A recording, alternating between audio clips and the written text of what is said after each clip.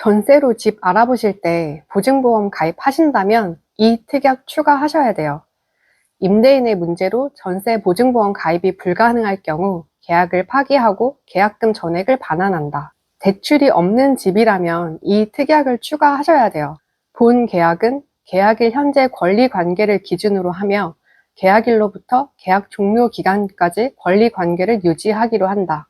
집 보러 가셨을 때 대출이 있는 집이라면 이 특약을 추가하셔야 돼요. 임대인은 땡땡 은행에 대한 채무, 금액 땡땡원을 잔금일까지 상환 말소한다. 전세 대출 받으셔야 된다면 이렇게 추가하셔야 돼요. 임대인의 문제로 전세 대출이 불가능할 경우 계약을 파기하고 계약금 전액을 반환한다. 이런 특약 순순히 다 추가해주는 임대인이 있나요? 이렇게 까다롭게 굴면 부동산 소장님이 뭐라 하던데요. 근데 나중에 보증금 날리고 나서도 이렇게 말씀하실 건가요? 내 보증금 날리면 부동산 소장님이 책임져 주지 않습니다. 스스로 지켜야 돼요. 전세 사기를 작정하고 치는 임대인도 있기는 한데요. 특히 최근에 지방의 오래된 구축 같은 경우는 몇 년 동안 시세가 많이 떨어지다 보니까 계약이 만기가 돼도 본인의 의지하고 상관없이 집주인들이 보증금을 못 돌려주는 경우가 많았어요. 앞서 말씀드린 특약을 추가하지 않으셨다면 아마 보증금 몇 억씩 날리셨을 수도 있었을 거예요. 이번 영상에서는 전세로 이사할 때 가장 중요한 절차 중에 하나인 계약서 작성에 대해서 준비해 봤는데요. 특히 정말 안전하게 계약할 수 있도록 잔금 전에 반드시 확인해야 될 사항에 대해서도 함께 준비했으니까요. 이 영상 꼭 끝까지 봐주시길 바랍니다. 안녕하세요. 프로이사러 로이드입니다. 전세로 집 알아보시는 분들이 가장 불안해하는 부분이 과연 나중에 보증금을 돌려받을 수 있을까에 대한 부분일 텐데요. 나중에 어떻게 해서든 보증금을 돌려받기 위해서는 이 두 가지는 꼭 계약서에 명시가 돼야 합니다. 첫째, 보증보험 가입을 보장해주는 특약. 둘째, 전세 계약의 권리 관계를 보장해주는 특약. 추가로 전세 대출을 받으셔야 된다면 전세 대출을 보장해주는 특약도 명시가 돼야 됩니다. 먼저 보증보험 가입에 대한 사항인데요. 전세로 집을 알아보시는 경우라면 우선 해당 집이 보증보험에 가입이 안 되는 경우인지를 살펴보셔야 되는데요. 신축 빌라, 경매 가압류 등이 설정된 경우, 전세 기간이 1년 미만인 경우, 만약에 이런 경우에 해당이 된다면 안전하게 다른 집을 알아보시거나 월세로 계약하시는 게 낫습니다. 추가로 가입이 안 되는 경우가 있는데요. 보증금이 시세 대비 높은 경우, 임대인이 신용관리 대상자인 경우, 1번의 경우는 전세 시세가 보증보험 가입 기준에 간당간당하게 걸려 있으면 실제 심사를 넣어봐야 알 수 있거든요. 그리고 2번의 경우는 사전에 알기가 어려워요. 그래서 이렇게 특이하게 추가해야 됩니다. 임대인의 문제로 전세보증보험 가입이 불가능할 경우 계약을 파기하고 계약금 전액을 반환한다. 다음은 권리관계에 대한 부분입니다. 이사 나갈 때 보증금을 원만하게 돌려받으려면 그 집의 등기부 등본상 문제가 없어야 되는데요. 계약할 때 대출이 없는 집이라면 대출 없는 상태를 유지하도록 해야 되고, 대출이 있는 집이라면 이사 잔금을 치르기 전까지 대출금을 모두 상환하라고 해야 되는 거죠. 그리고 이사 간 이후에 추가로 대출을 받거나 하게 되면 권리상으로는 문제가 없을 수 있지만 만약에 집주인이 대출을 받고 상환을 못하게 되면 은행에서 이 집을 상대로 경매를 걸 수가 있기 때문에 최악의 경우 보증금을 100% 다 못 돌려받을 수도 있어요. 그래서 이사 이후에 추가로 대출 등을 받지 않도록 특이하게 추가하는 게 좋습니다. 근데 만약에 집주인이 한 5천이나 1억 정도 대출을 받아도 되냐고 묻는다면 KB 시세 기준으로 내 보증금이 시세의 50% 이하의 수준이고 5천이나 1억 정도의 금액이 시세의 10% 정도 수준이라면 정말 마음에 드는 집일 경우에 크게 리스크하지는 않을 것 같아요. 예를 들어 볼게요. 집 시세가 7억이라고 했을 때 전세 보증금이 3억 정도이고 집주인이 5천 정도 대출을 받고 싶다고 한다면 내 보증금하고 대출받을 금액을 다 합쳐도 시세의 50%를 넘지 않기 때문에 이 정도는 크게 문제가 되지는 않을 것 같습니다. 그래서 특약은 이렇게 추가하시면 됩니다. 계약 시 대출이 없는 경우는 본 계약은 계약일 현재 권리 관계를 기준으로 하며 계약일로부터 계약 종료 기간까지 권리 관계를 유지하기로 한다. 계약 시 대출이 있는 경우에는 임대인은 땡땡 은행에 대한 채무, 금액 땡땡원을 잔금일까지 상환 말소한다. 또한 임대인은 잔금일로부터 계약 종료 기간까지 임차인의 선순위 권리를 유지하기로 한다. 다음은 내가 전세 대출을 받는 경우인데요. 이사갈 집 정하실 때 필요한 대출 금액을 정해놨는데 그만큼 대출을 못 받게 된다면 잔금을 100% 다 치르지 못하게 되니까 사고가 나겠죠. 부동산 소장님 통해서 대출을 받는 경우는 사전에 심사할 때 대부분 확정된 내용으로 진행이 되기 때문에 크게 문제가 없을 수 있는데요.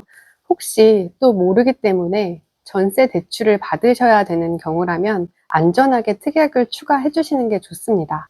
임대인의 문제로 전세 대출이 불가능할 경우 계약을 파기하고 계약금 전액을 반환한다.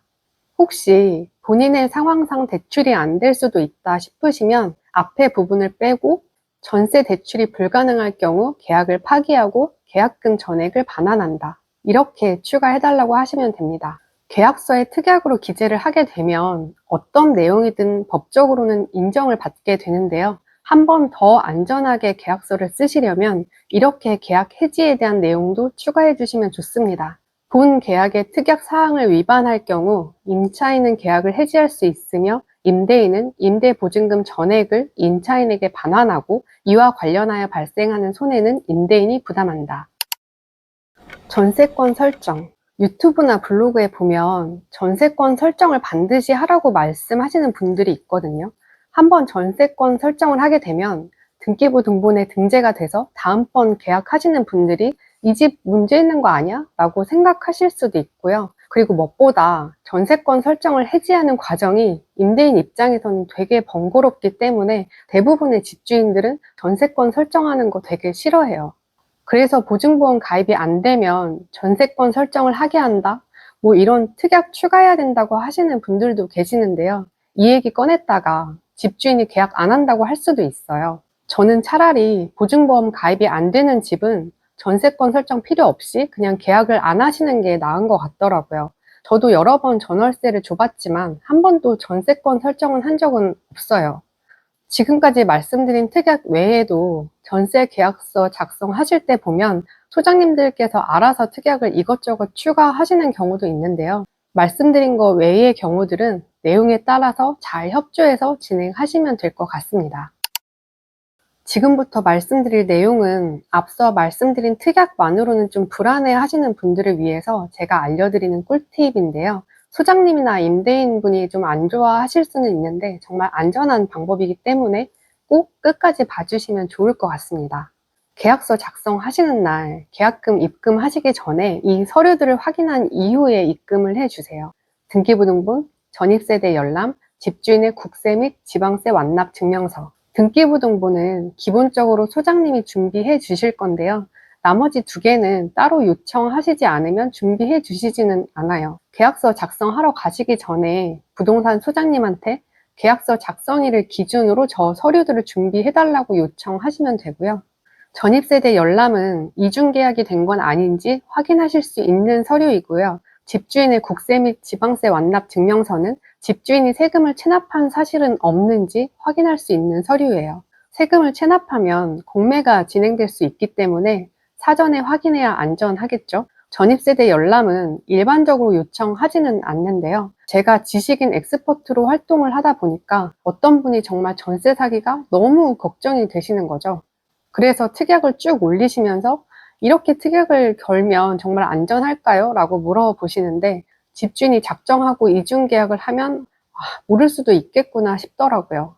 1차로 계약금 입금 전에 확인하고 2차로 잔금 치르기 전에 확인하면 그나마 좀 방지할 수 있겠다 싶었어요. 잔금까지 다 치르고 나면 그 계약은 정말 빼박이잖아요. 잔금 전에 한 번 더 확실하게 확인하는 방법이 있어요. 당연히 잔금일 기준으로 앞서 확인했던 3가지 서류는 다시 한번 확인을 해야 되고요. 여기에 한 가지 더 있어요. 이거는 이삿날 말고 며칠 전에 확인할 수 있는 건데요. 왜 아파트 같은 경우는 이사하게 되면 관리사무실에 이사 예약을 하잖아요. 혹시 내가 이사 갈 집으로 이사 예약이 돼 있는 경우가 있는지 사전에 관리사무소에 연락해서 확인하는 거예요. 이중 계약이 돼 있는 경우에 정말 만약에 계약하시는 분이 전월세 거래 신고나 전입신고 등을 늦게 하게 되면 서류상으로는 알 수 있는 방법이 없을 수 있거든요. 그렇기 때문에 이사갈 집 관리사무소에 이사 예약이 돼 있는지 체크해 보시면 좀 더 확실하게 확인하실 수 있을 거예요. 특약도 특약이지만 지금 제가 말씀드리는 대로 하시면 조금 더 안전하게 계약하실 수 있으시겠죠? 저는 네이버 지식인 엑스퍼트로 활동을 하면서 이사와 관련해서 도움이 필요한 분들께 도움을 좀 드리고 있는데요. 답변 드렸던 질문의 30~40% 정도는 전세 사기 당했는데 그 다음 절차는 어떻게 돼요? 집주인이 연락이 안 돼요. 집주인이 보증금을 못 줄 것 같대요. 전월세 보증금 미반환하고 관련된 내용이었어요. 뉴스에서 전세 사기 난리라고 했는데 직접적으로 그런 분들의 얘기를 들어보니까 정말 심각하더라고요. 피같이 모은 돈을 하루아침에 날리게 되는 거잖아요. 계약서를 작성하시는 게 이사 준비의 첫 단추이다 보니까 첫 단추를 잘못 끼면 이사를 잘 한들 어떤 소용이 있을까라는 생각을 하게 됐고요. 제가 이사도 많이 다니긴 했지만 부동산 투자 경험도 좀 다양하게 있다 보니까 제가 알고 있는 꿀팁을 좀 나눠드리면 어떨까 싶어서 이번 영상을 준비해 봤습니다. 제가 준비한 영상은 여기까지이고요. 이번 영상이 도움이 되셨다면 구독, 좋아요, 알림 설정 부탁드릴게요. 다음 영상은 이사를 준비하시는 분들에게 꼭 필요한 여러 가지 꿀팁에 대한 건데요. 지금 바로 보러 가시죠.